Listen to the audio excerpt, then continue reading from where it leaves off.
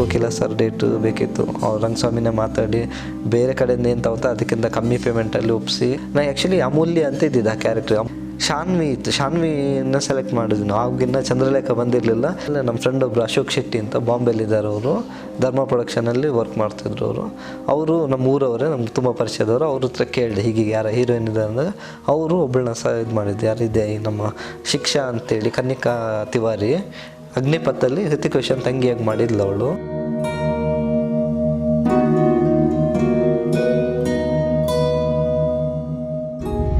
Rangan style cinema ನನ್ನ friend ಒಬ್ಬ ದಯಾನಂದ್ ಅಂತಿದ್ದಾರೆ. ಅವರು ನನಗೆ ಮೊದಲಿಂದನೂ ಪರಿಚಯ, ಅಂದರೆ ಕೃಷ್ಣ ಟೈಮಿಂದನೂ ಪರಿಚಯ ಇದ್ದರು. ಅಂದರೆ ಹೋಟ್ಲಲ್ಲಿ ಕೆಲಸ ಮಾಡ್ತಿದ್ದ ಪಾಪ. ಹೋಟ್ಲಿಂದ ಕೆಲಸ ಶ್ರೀಧರ್ ಸರ್ಗೆ ಪರಿಚಯ ಆಗಿದೆ. ಶ್ರೀಧರ್ ಸರ್ಗೆ ಈ ಸುಪ್ರೀತಾ ಅಂತ ಹುಡುಗಿ ಅಂಬಾರಿ ಹೀರೋಯಿನ್, ಅವಳನ್ನ ಇಂಟ್ರೊಡ್ಯೂಸ್ ಮಾಡಿಸಿದ್ದವನು. ಅವ್ರದ್ದೊಂದು ಯಾವುದೊಂದು ಸಿನಿಮಾ ಆಗಬೇಕಾಗಿತ್ತು, ಅದು ಆಗಿಲ್ಲ. ಅದು ಆ ಟೈಮಲ್ಲಿ ಸುಪ್ರೀತಾ ಪರಿಚಯ ಮಾಡೋಕೆ ನಮ್ಗೆ ಪರಿಚಯ ಆಯಿತು. ಪರಿಚಯ ಆಗಿಬಿಟ್ಟು ಹಾಗೆ ಶ್ರೀಧರ್ ಸರ್ ಜೊತೆ ಕಾಂಟ್ಯಾಕ್ಟಲ್ಲಿ, ನನ್ನ ಜೊತೆನೂ ಕಾಂಟ್ಯಾಕ್ಟಲ್ಲಿದ್ದು. ಆಮೇಲೆ ಒಂದು 2-3 ಪ್ರೊಡ್ಯೂಸರ್ ಮಾತಾಡೋಣ, ಅಲ್ಲಿ ಬಾಂಬೆಲಿ ಒಬ್ರು ಇದ್ದಾರೆ, ಇಲ್ಲೊಬ್ರು ಇದ್ದಾರೆ ಅಂತ ಒಂಚೂರು ಮಾತುಕತೆ ಎಲ್ಲ ಆಗ್ತಾಯಿತ್ತು. ಯಾವುದಾಗಿರಲಿಲ್ಲ.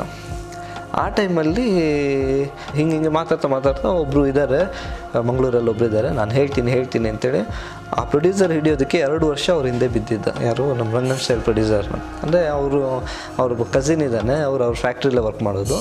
ಅಲ್ಲಿಂದ ಫ್ಯಾಕ್ಟ್ರಿ ಅವ್ರ ಪಾಪ ದಿನ ಹೇಳೋರು, ಇಲ್ಲ ನಾಳೆ ಬರ್ತಾರೆ, ನಾಳೆ ನಾನು ಹೇಳ್ತೀನಿ ಅಂತೇಳಿ ಮೀಟಿಂಗ್ ಫಿಕ್ಸ್ ಮಾಡ್ತೀನಿ ಅಂತೇಳಿ 2 ವರ್ಷದಿಂದ ಕಾದು ಒಂದಿನ ಅವರು ಮ್ಯಾನೇಜರ್ ಒಬ್ಬರದ್ದು ಪರಿಚಯ ಆಗುತ್ತೆ. ಪರಿಚಯ ಆಗಿ ಅವರು ಮೀಟಿಂಗ್ ಫಿಕ್ಸ್ ಮಾಡ್ತಾನೆ. ಅದು ಯಾವಾಗಂದ್ರೆ ಕರೆಕ್ಟಾಗಿ ಗಲಾಟೆ ನಮ್ಮದು ಡಬ್ಬಿಂಗ್ ಟೈಮಲ್ಲೇ ಅಲ್ಲಿ ಅವರು ಮೀಟಿಂಗ್ ಫಿಕ್ಸ್ ಮಾಡೋದಕ್ಕೆ ಇಲ್ಲಿದ್ದಾಗೋದು ಕರೆಕ್ಟಾಗೈತೆ ಟೈಮು. ಫೋನ್ ಮಾಡಿ ಅರ್ಜೆಂಟು ಈ ನಾಳೆ ಬಂದುಬಿಡಿ, ಹೀಗಿದೆ ಅಂತೇಳಿ ನಾನು ಮೀಟಿಂಗ್ ಫಿಕ್ಸ್ ಮಾಡಿದ್ದೀನಿ ಅಂತಾರು.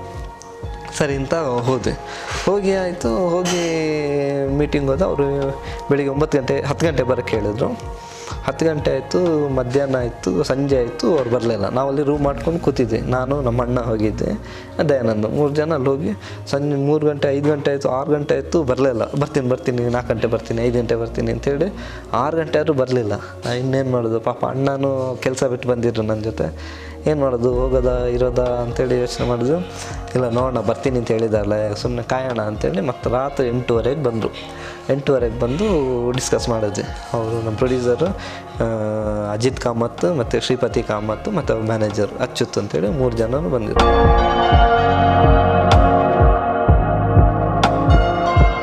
ಸರಿ 8:30ಗೆ ಬಂದರು. ರಾತ್ರಿ 8:30ಗೆ ಬಂದು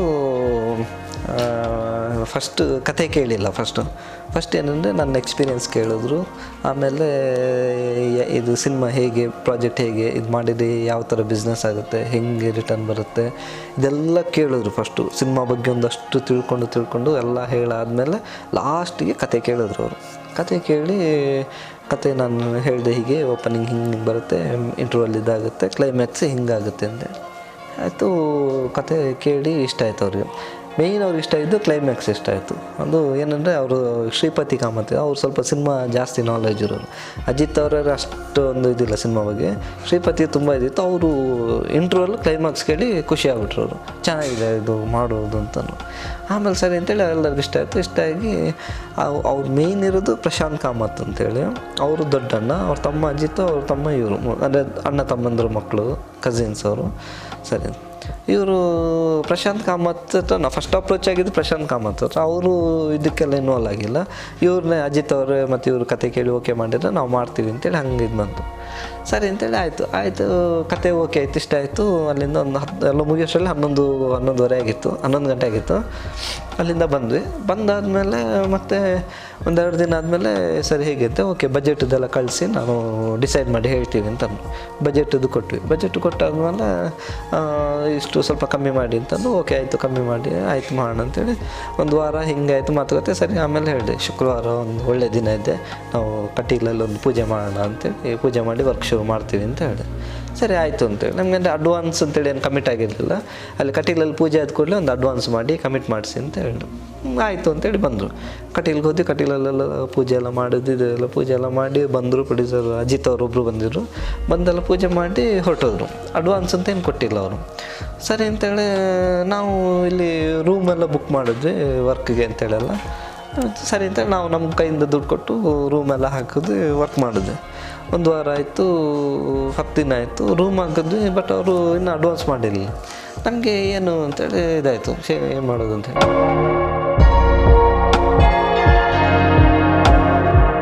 ಸರಿ ಆಯಿತು ಅಂತ ಆಮೇಲೆ ಮತ್ತೆ ಫೋನ್ ಮಾಡಿದ್ವಿ, ಸರಿ ಹೀಗೆ ಅಂತ. ನಮ್ಮ ಹತ್ರ ಇದ್ದಿದ್ದು ಸ್ವಲ್ಪ ದುಡ್ಡಲ್ಲಿ ಸ್ವಲ್ಪ ಸೇವ್ ಮಾಡಿಟ್ಟು ಅದೆಲ್ಲ ಖರ್ಚಾಗೋಯ್ತು. ಆಮೇಲೆ ಮತ್ತೆ ಫೋನ್ ಮಾಡಿದ್ವಿ, ಸರಿ ಆಯಿತು ನಾಳೆ ಬರ್ತೀವಿ ಅಂತಂದರು. ಬಂದು ಮತ್ತೆ 3 ಜನನು, ಪ್ರಶಾಂತ್ ಸರು ಬಂದಿದ್ದರು. ಪ್ರಶಾಂತ್ ಅವರು 3 ಜನ ಬಂದು ಕತೆ ಎಲ್ಲ ಕೇಳಿ ಮತ್ತೆ ಇನ್ನೊಂದು ಸರಿ ಬೇರೆ ವರ್ಷ ಮಾಡಿದ್ವಿ. ಅದೆಲ್ಲ ಕೇಳಿ ಅದು ಇಷ್ಟ ಆಗಿ ಅಲ್ಲಿ ಒಂದು 50,000 ಅಮೌಂಟ್ ಕೊಟ್ಟರು ಅಡ್ವಾನ್ಸ್ ಅಂತೇಳಿ. ಖುಷಿ ಆಯಿತು, ಪರವಾಗಿಲ್ಲ ಅಂತ. ಫಸ್ಟು ಸಿನಿಮಾ ಒಂದು ಅಡ್ವಾನ್ಸ್ ಆಯಿತು, ಖುಷಿ ಆಯ್ತಲ್ಲ. ಖುಷಿಯಾಗಿ ವರ್ಕ್ ಸ್ಟಾರ್ಟ್ ಮಾಡಿದ್ವಿ. ಫುಲ್ಲು ಜೋಶಲ್ಲಿ ಕೂತ್ವಿ, ಎಲ್ಲ ವರ್ಕೆಲ್ಲ ಮಾಡಿದ್ದೆ. ವರ್ಕ್ ಮಾಡಿ 50,000 ಅಡ್ವಾನ್ಸ್ ಕೊಟ್ಟು ವರ್ಕೆಲ್ಲ ಆಯಿತು. ಒಂದು 15 ದಿನ 20 ದಿನ ಆಯಿತು. ಮತ್ತು ಇವರು ನೆಕ್ಸ್ಟ್ ಪೇಮೆಂಟಿಗೆ ಅಂತೇಳಿ ಎಲ್ಲ ಕಮಿಟ್ ಮಾಡಿಸ್ಬೇಕು ಅಂತ ಹೇಳಿದೆ. ಟೆಕ್ನಿಷಿಯನ್ಸ್ ಆಗಲಿ ನಮ್ಮ ಎಲ್ಲ ಮ್ಯೂಸಿಕ್ ವರ್ಕ್ ಶುರು ಮಾಡಬೇಕು ಅದು ಇದು ಅಂತೇಳಲ್ಲ. ಸರಿ ಅಂಥೇಳಿ ಎಲ್ಲ ಆಯಿತು. ಗುರು ಸರ್ ಹತ್ರ ಮೀಟ್ ಆದವು. ಗುರು ಸರ್ಗೆ ಹಿಂಗೆ ಅಂತ ವಿಷಯ ಹೇಳಿದೆ. ಅವರು ಆಯಿತು ಸಿಗ್ತೀನಿ ಅಂತೇಳಿ ಅವ್ರಿಗೂ ಕತೆ ಹೇಳಿದೆ. ನನಗಂದರೆ ಫಸ್ಟ್ ಸಿನಿಮಾ ಅವ್ರ ಜೊತೆ ಮಾಡೋದು. ನಾನು 2 ಸಿನಿಮಾ ಚೆಲ್ಲಾಟ, ಸಾಗರ 2 ಸಿನಿಮಾ ವರ್ಕ್ ಮಾಡಿದ್ವಿ. ಹಾಗಾಗಿ ಊರವರೆಲ್ಲ ಸ್ವಲ್ಪ ಪರಿಚಯ ಇತ್ತು. ಹಾಗೆ ಇದು ಮಾಡೋಣ ಅಂತ ಆಯಿತು, ಮಾಡೋಣ ಅಂತಂದಿದ್ರು ಅವರು ಸರ್. ಆಮೇಲೆ ಸರಿ ಇಲ್ಲಿ ಪೇಮೆಂಟಿಗೆ ಮತ್ತೆ ಇನ್ನೊಂದು ಪೇಮೆಂಟ್ ಆಗಬೇಕಲ್ಲ ಅಂತೇಳಿ ನಾನು ಕೇಳಿದ್ದು. ಆಯಿತು ಬರ್ತೀನಿ ಅಂತೇಳಿ 1 ತಿಂಗಳು 2 ತಿಂಗಳು ಇವರು ಪ್ರೊಡ್ಯೂಸರ್ ಬರಲೇ ಇಲ್ಲ. ಏನೋ ಇದಾಗ್ತಿದೆಯಲ್ಲ ಅಂತೇಳಿ ದಯಾನಂದ್ ನಾವು ಇದ್ದಿದ್ದು. ದಯಾನಂದ್ಗೂ ಟೆನ್ಷನ್ ಆಯ್ತು, ಏನು ಮಾಡೋದು ಅಂತೇಳಿ.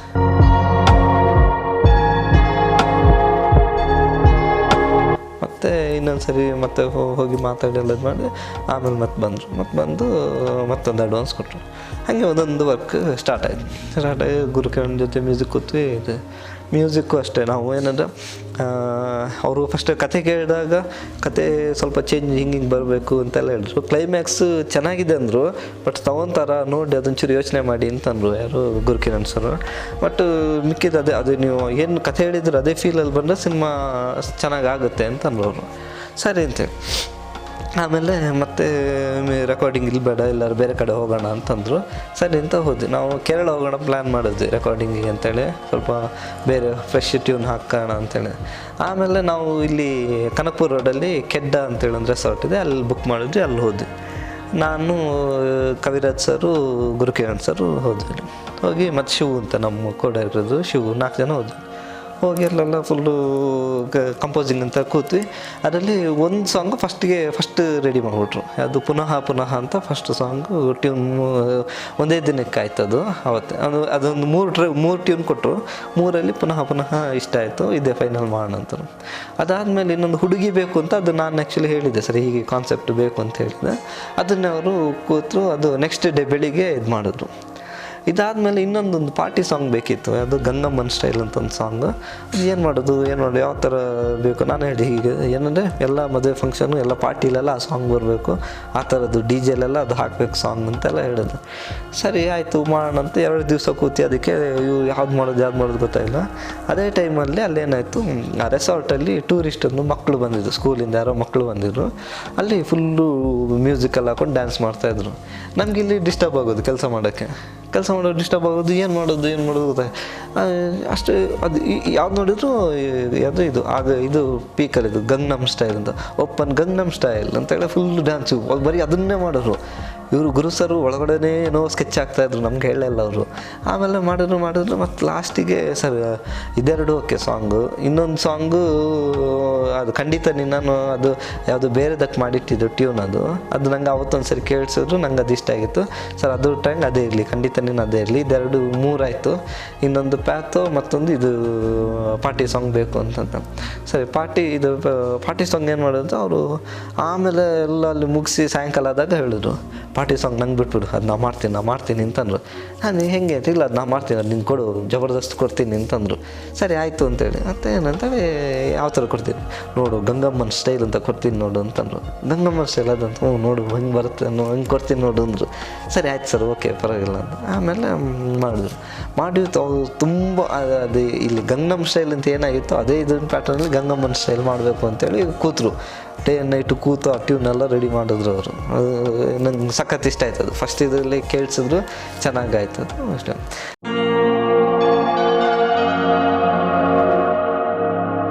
ಆಮೇಲೆ ಅವ್ರಿಗೂ ಅಷ್ಟೇ, ಅವರು ಈಗ ನಾವು ಹೊಸೊಬ್ಬರು ಹೊಸ ಟೀಮ್ ಅಂತೇಳಿ ನಮ್ಗೊಂದು ಚೂರು ಇದ್ರದ್ದೆ ಒಂಥರ ಫ್ರೆಂಡ್ಲಿ ಥರ ನಮ್ಮ ಜೊತೆ ರಾತ್ರಿಯಾಗಲೂ ಕೂತು ಅವರು ವರ್ಕ್ ಮಾಡಿದ್ರು. ಆ ಗುರುಕಿರಣ್ ಸರ್ ವಿಷಯದಲ್ಲಿ ನಂಗೆ ನಿಜವಾಗ್ಲೂ ಖುಷಿ ಆಗೋದೊಂದು ಅದು.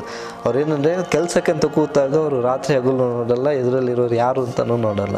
ಈ ಸಿನಿಮಾಗೆ ಈ ಹಾಡು ಹಿಟ್ ಆಗಲೇಬೇಕು, ಇದಕ್ಕೇನು ಬೇಕು ಕೆಲಸ ಮಾಡಲೇಬೇಕು ಅಂತೇಳಿ ಮಾಡ್ತಾರೆ ಅವರು. ಅದು ನಂಗೆ ಇದಾಯಿತು. ಆಮೇಲೆ ಇಲ್ಲಿ ಶೂಟಿಂಗು ಶುರುವಾಯಿತು. ಫಸ್ಟು ಟೈಮು ನನ್ನ ಫಸ್ಟ್ ಡೈರೆಕ್ಷನ್ ಅದು ರಂಗನ್ ಸ್ಟೈಲ್ ಅಂತೇಳಿ. ಅಲ್ಲ ಆರ್ಟಿಸ್ಟ್ ನಂಗೆ ದಯಾನಂದ್ ಪ್ಲಸ್ ನಂಗೆ ರಂಗಸ್ವಾಮಿ ಮ್ಯಾನೇಜರು ಅವರೆಲ್ಲ ಸಪೋರ್ಟ್ ಮಾಡಿದ್ರು. ಆರ್ಟಿಸ್ಟ್ ಎಲ್ಲ ನಮ್ಮ ಸಾಧು ಕೋಕಿಲ ಸರ್ ಡೇಟು ಬೇಕಿತ್ತು, ಅವ್ರು ರಂಗಸ್ವಾಮಿನೇ ಮಾತಾಡಿ ಬೇರೆ ಕಡೆಯಿಂದ ಏನು ತಗೋತಾ ಅದಕ್ಕಿಂತ ಕಮ್ಮಿ ಪೇಮೆಂಟಲ್ಲಿ ಒಪ್ಪಿಸಿ, ಆಮೇಲೆ ಶೂಟಿಂಗಿಗೂ ಅಷ್ಟೇ ಅವರು ಎಲ್ಲರೂ ಹೇಳ್ತಾರೆ ಇಲ್ಲ ಸಾಧು ಸರ್ ಬರೋದು ಲೇಟ್ ಹಂಗೆ ಅಂತ. ಪಾಪ ನಮಗೆ ಇನ್ ಟೈಮಲ್ಲಿ ಬಂದರು, ಶೂಟಿಂಗಿಗೆ ಬಂದು ನೀಟಾಗಿ ಶೂಟಿಂಗ್ ಎಲ್ಲ ಮುಗಿಸ್ಕೊಟ್ಟು ಹೋದರು. ಶರತ್ ಲೋಹಿತಾಶ್ವ ಸರ್ ಅವರು ಅಷ್ಟೇ ತುಂಬ ಒಳ್ಳೆ ಮನುಷ್ಯ, ತುಂಬ ಒಳ್ಳೆ ಆರ್ಟಿಸ್ಟ್. ಅವರು ಯಾವುದೇ ಏನಂದರೆ ಹೊಸೊಬ್ರು ಅಂತ ಯಾರು ನೋಡಲ್ಲ. ಆ ಪಾತ್ರ ಏನು ಬೇಕೋ ಅವ್ರು ಏನು ಕೇಳ್ತಾರೋ ಅವರೇ ಕೇಳ್ತಾರೆ. ಪ್ರಶಾಂತ್ ಓಕೆನದು ಇನ್ನೂ ಬೇಕಾ ಸಾಕಷ್ಟು ಸಾಕಾ ಅಂತ ಕೇಳಿ ಅವರು ಇದು ಮಾಡ್ತಾರೆ, ಪರ್ಫಾರ್ಮ್ ಮಾಡ್ತಾರೆ.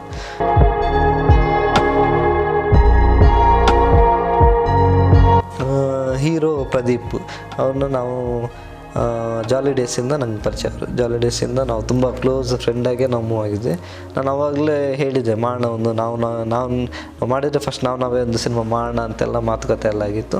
ಹಾಗೆ ಅವ್ರನ್ನು ಸೆಲೆಕ್ಟ್ ಮಾಡಿ ಫಸ್ಟು ಕೇಳಿದೆ, ಒಂದು 2-3 ಸಿನಿಮಾ ಕೇಳಿದೆ ದೀಪು ಈಗೊಂದು ಇದೆ ಸಬ್ಜೆಕ್ಟ್ ಮಾಡೋಣ ಅಂತೇಳಿ. ಬನ್ನಿ ಮನೆಗೆ ಬನ್ನಿ ಕತೆ ಹೇಳಿ ಅಂತಂದು. ಕತೆ ಕೇಳಿ ತುಂಬ ಇಂಪ್ರೆಸ್ ಆಗಿ ಇಮಿಡಿಯೇಟ್ ಆಯಿತು ಪ್ರಶಾಂತ್ ಮಾಡೋಣ ನಾವು ಅಂತೇಳಿ ಓಕೆ ಮಾಡಿದ್ರು. ಅದಾದಮೇಲೆ ಹೀರೋಯಿನ್ನು ನಾವು ತುಂಬ ಹುಡುಕಿದ್ವಿ, ಯಾರೂ ಸಿಕ್ಕಿರಲಿಲ್ಲ. ಆಮೇಲೆ ನಮ್ಮ ಫ್ರೆಂಡ್ ಒಬ್ಬರು ಅಶೋಕ್ ಶೆಟ್ಟಿ ಅಂತ ಬಾಂಬೆಲಿದ್ದಾರೆ, ಅವರು ಧರ್ಮ ಪ್ರೊಡಕ್ಷನಲ್ಲಿ ವರ್ಕ್ ಮಾಡ್ತಿದ್ರು. ಅವರು ನಮ್ಮ ಊರವರೇ, ನಮ್ಗೆ ತುಂಬ ಪರಿಚಯದವರು. ಅವ್ರ ಹತ್ರ ಕೇಳಿದೆ ಹೀಗೆ ಯಾರ ಹೀರೋಯಿನ್ ಇದೆ ಅಂದರೆ ಅವರು ಒಬ್ಬಳನ್ನ ಇದು ಮಾಡಿದ್ದು, ಯಾರಿದೆ ನಮ್ಮ ಶಿಕ್ಷಾ ಅಂತೇಳಿ ಕನ್ನಿಕಾ ತಿವಾರಿ ಅಗ್ನಿಪಥಲ್ಲಿ ಹೃತಿಕ್ ರೋಷನ್ ತಂಗಿಯಾಗಿ ಮಾಡಿದ್ಲು ಅವಳು. ಆ ಹುಡುಗಿನ ಫೋಟೋ ಕಳಿಸಿದ್ರು, ಇವಳು ಆಗ್ಬೋದು ಅಂತೇಳಿ ನಾವು ಚೆನ್ನಾಗಿದ್ದಾಳೆ ಅಂತ. ಓಕೆ ಅಂತ ಬಾಂಬೆಲಿದ್ಲು, ಬಾಂಬೆಗೆ ಹೋಗಿ ಅವಳನ್ನ ಮೀಟಾಗಿ ಅವಳು ಕತೆ ಎಲ್ಲ ಹೇಳಿದ್ವಿ, ಇಷ್ಟ ಆಯಿತು, ಓಕೆ ಮಾಡ್ತೀನಿ ಅಂತಂದು. ಸರಿ ಓಕೆ ಅಂತ ನಮಗೂ ನಾನು ಆ್ಯಕ್ಚುಲಿ ಅಮೂಲ್ಯ ಅಂತ ಇದ್ದಿದ್ದು, ಆ ಕ್ಯಾರೆಕ್ಟ್ರ್ ಅಮೂಲ್ಯನ ಹಾಕೋಣ ಅಂತಿದ್ವಿ. ಅಮೂಲ್ಯ ಆ ಟೈಮಲ್ಲಿ ಏನೋ ಎಕ್ಸಾಮ್ ಬರೀತಾಯಿದ್ರು. ಆಮೇಲೆ ಈ ಸದ್ಯಕ್ಕೆ 1 ವರ್ಷ ಯಾವುದು ಸಿನಿಮಾ ಮಾಡಲ್ಲ, ಮುಗಿದ್ಮೇಲೆ ಮಾಡ್ತೀನಿ ಅಂತ ಹೇಳಿದ್ರು ಅವರು. ಹಾಗಾಗಿ ನಮಗೆ ಅಮೂಲ್ಯ ಸಿಕ್ಕಿಲ್ಲ. ಅದಾದಮೇಲೆ ಇನ್ನೊಂದು ಮಲಯಾಳಂ ಹುಡುಗಿ ಒಬ್ಬಳು, ಅವರು ಹೆಸರೇನದು, ಅವಳನ್ನು ಸೆಲೆಕ್ಟ್ ಮಾಡಿದ್ವಿ. ಅವಳದು ಪೇಮೆಂಟ್ ಜಾಸ್ತಿ ಆಯಿತು ಅಂತೇಳಿ ಅವಳು ಬೇಡ ಅಂತ ಇದು ಮಾಡಿದ್ವಿ. ಅದಾದಮೇಲೆ ತುಂಬ ಹುಡುಕಿದ್ವಿ, ಯಾರೂ ಸಿಕ್ಕಿಲ್ಲ. ಆಮೇಲೆ ಇವಳನ್ನು ಫೈನಲ್ ಮಾಡಿದ್ವಿ. ಶಾನ್ವಿನ ಸೆಲೆಕ್ಟ್ ಮಾಡಿದ್ವಿ ನಾವು. ಆಗಿನ್ನ ಚಂದ್ರಲೇಖ ಬಂದಿರಲಿಲ್ಲ, ತೆಲುಗಲ್ಲಿ ಯಾವುದೊಂದು ಸಿನಿಮಾ ಮಾಡಿದ್ರು ಅಷ್ಟೇ ಅವರು. ಶಾನ್ವಿ ಸೆಲೆಕ್ಟ್ ಮಾಡೋಣ ಅಂತೇಳಿ, ಬಟ್ ಅವಳು ತೆಲುಗು ಕಮಿಟ್ ಆಗಿದ್ದೀನಿ ಒಂದು ಸಿನಿಮಾ, ಅದಾದಮೇಲೆ ಡೇಟ್ ಕೊಡ್ತೀನಿ ಅಂತಂದರು. ಸರಿ ಹಾಗೆ ಯಾರು ಸಿಕ್ಕಿದೆ, ಮತ್ತು ಇವಳು ಸಿಕ್ಕಿದ್ಲು. ಸರಿ ಓಕೆ ಚೆನ್ನಾಗಿರೋ ಇಬ್ಬರದು ಕಾಂಬಿನೇಷನ್ ಚೆನ್ನಾಗಿತ್ತು, ಮಾಡೋಣ ಅಂತ ಶುರು ಮಾಡಿದೆ. ಶೂಟಿಂಗ್ ಶುರುವಾಯಿತು. ಶೂಟಿಂಗ್ ಕ್ಯಾಮ್ರಾಮನ್ ಬಂತು ನಮ್ಮ ಸಿನಿಟೆಕ್ ಸೂರಿ. ಹಂಗೆ ಚೆಲ್ಲಾಟ ಸಿನಿಮಾಲ್ಲಿ ಅವರು ಸುಂದರ್ನಾಥ್ ಸುವರ್ಣ ಜೊತೆ ವರ್ಕ್ ಮಾಡಿದರು. ಅವಾಗ ಕ್ಯಾಮ್ರಾ ಅಸಿಸ್ಟೆಂಟ್ ಆಗಿದ್ದರು ಅವರು. ತುಂಬ ಒಳ್ಳೆ, ನನಗಂದರೆ ನಾನು ಹೇಳಿದ್ನ, ನನಗೆ ಬಿಗಿನಿಂಗಿಂದನೂ ನನ್ನನ್ನು ತುಂಬ ಇಷ್ಟಪಡ್ತಿದ್ರು ಎಲ್ಲರೂ ಅಷ್ಟೇ. ಪ್ರತಿ ಟೆಕ್ನಿಷಿಯನ್ ಅಂದರೆ ಪ್ರಶಾಂತ್ ಅಂದರೆ ಶ್ರೀಧರ್ ಅಸಿಸ್ಟೆಂಟ್ ಪ್ರಶಾಂತ್ ಅಂದರೆ ಎಲ್ಲರೂ ತುಂಬ ಅದೇ ಪ್ರೀತಿ ಇಟ್ಕೊಂಡು ನಾನು ಸೂರ್ಯವ್ರನ್ನ ಅವ್ರು ಹೇಳೋದು, ಒಂದು ಬೇಕಲ್ಕೋಟೆ ಹತ್ರ ಒಂದು ದೇವಸ್ಥಾನದಲ್ಲಿ ಶೂಟಿಂಗ್ ಮಾಡ್ತಾಯಿದ್ವಿ ನಾವು. ಅಲ್ಲಿ ಹೇಳೋದು, ಪ್ರಶಾಂತ್ ನೀನು ನೋಡು ಇನ್ನೊಂದು 10 ವರ್ಷಕ್ಕೆ ನೀನು ಡೈರೆಕ್ಟರ್ ಆಗ್ತೀಯ ನೀನು, ಆದರೆ ನನ್ನನ್ನೇ ಕ್ಯಾಮ್ರಾಮನ್ ಮಾಡಬೇಕು ಅಂತೇಳಿ ಅವ್ರು ಹೇಳಿದ್ರು ಅವರು. ಹಾಗಾಗಿ ಅದು ಆ ಮಾತು ಅಲ್ಲಿ ದೇವಸ್ಥಾನದಲ್ಲಿ ಹೇಳಿದ್ರಲ್ಲ, ಸರಿ ಆಯಿತು ಅಂತೇಳಿ ನಾನು ಇದಕ್ಕೆ ಅವ್ರನ್ನ ಸೂರಿ ಸರ್ನೇ ಕ್ಯಾಮ್ರಾಮನ್ ಹಾಕ್ದೆ. ಬಟ್ ಅವರು ಆಗ ಪಟ್ರೇಲ್ ಹೌಸ್ ಪದ್ಮ ಅಂತ ಸಿನಿಮಾ ಮಾಡಿ ಒಳ್ಳೆ ಹೆಸರು ಮಾಡಿದರು. ಮೇಕಿಂಗ್ ಎಲ್ಲ ಚೆನ್ನಾಗಿ ಮಾಡಿದರು ಅವರು. ಹಾಗಾಗಿ ಅವ್ರನ್ನ ಮಾಡಿ ಅಲ್ಲಿಂದ ಶೂಟಿಂಗೆಲ್ಲ ಶುರುವಾಯಿತು. ತಬಲಾ ನಾಣಿ ಅವರು ಬಂದರು, ಅವ್ರದ್ದು ಪಾತ್ರ ಚೆನ್ನಾಗಿತ್ತು, ಎಲ್ಲ ಇದಾಯಿತು, ಚೆನ್ನಾಗಿ ಆಗ್ತಾಯಿತ್ತು. ಪ್ರೊಡ್ಯೂಸರು ಅಷ್ಟೇ ಎಲ್ಲ ಇದು ಮಾಡೋರು. ಅಲ್ಲಿ ಮಿಡ್ಲಲ್ಲಿ ಒಂದು ದಿವಸ ಒಂದು ಬ್ಯಾಡ್ ಇನ್ಸಿಡೆಂಟ್ ನಡೀತು. ಅಂದರೆ